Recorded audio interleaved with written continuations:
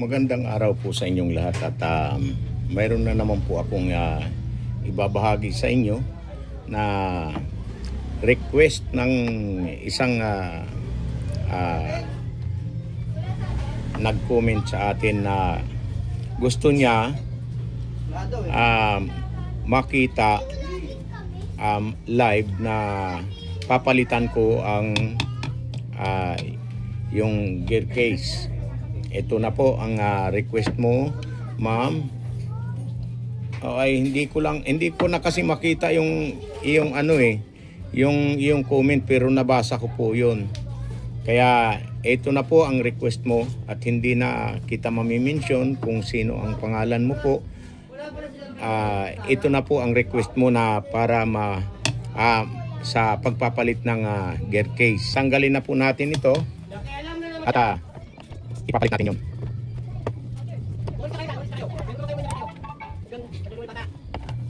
Yan po. Yan po ang ano. Yan.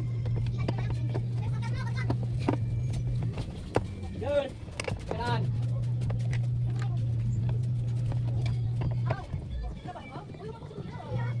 Kung may nagkaya, ay. Okay na. Sige na, ay. Patago ko yan. Patago ko rin ako. Yan po.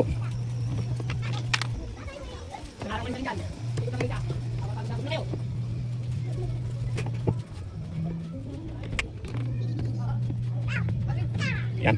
Ganyan po ang pag-ano. Ito po. Susunditin natin para matanggal natin yung yan. Ayan, kung inyong nakapapansin, yan po. Kaya ito na ngayon ang ating ipapalit.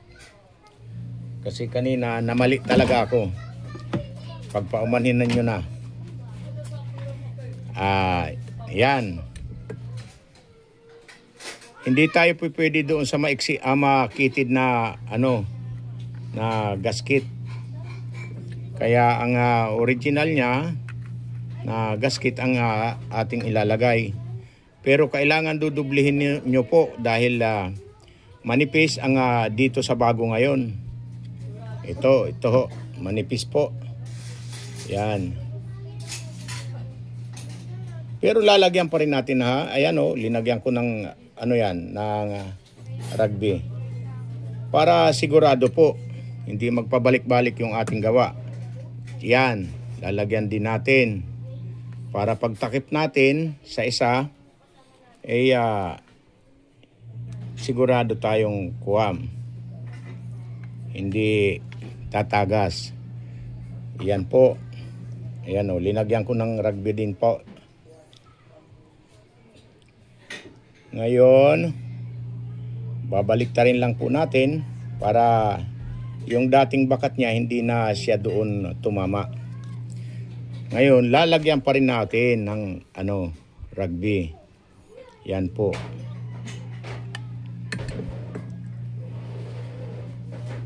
Yan. Sa inyong mga baguhan at ito'y kumpleto na po. Ayan po. Itatakip na natin kahit medyo basa-basa pa, total pag-screw pa lang mapapatuyo na natin. Yan.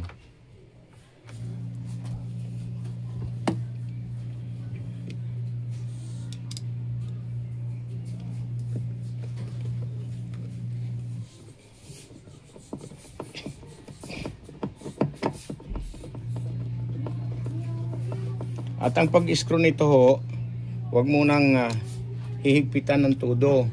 Kailangan kabilaan, magkatuwang lagi ang pag-i-screw para pantay po ang gear case natin. Yan po. Pwede nating higpit-higpitan ng kaunti. Yan. Tapos kabila.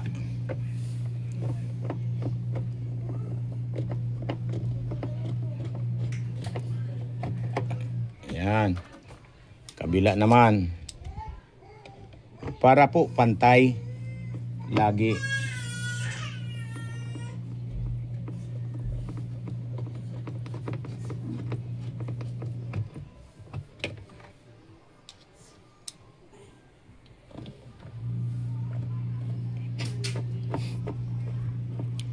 Ayan.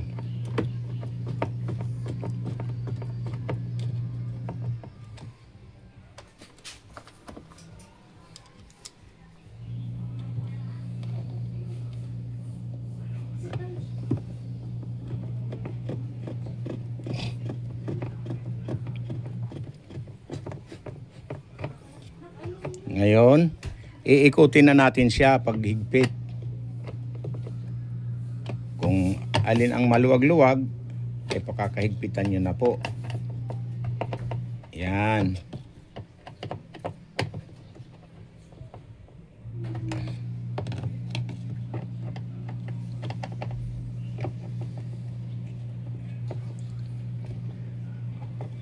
Ayan. Okay. Tapos na po yan.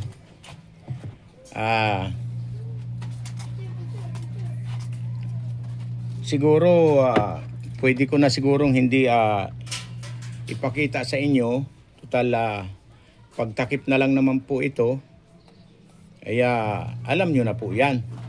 Para hindi ho mahaba masyado ang ating video. Kaya, ang gagawin ko na lang po ay maraming salamat po sa inyong panonood. At kung inyong nagustuhan ang aking live video ng pagpalit ng gear case, paki-like naman po at paki-comment kagaya ng nag-request po ng para daw sa kanilang mga baguhan ay ipakita yung pagpalit ng gear case. Kaya ito na po ang request niya po, ay ito na ho. Paki-subscribe naman po kung sino ang mga baguhan pa na hindi nakakapanood.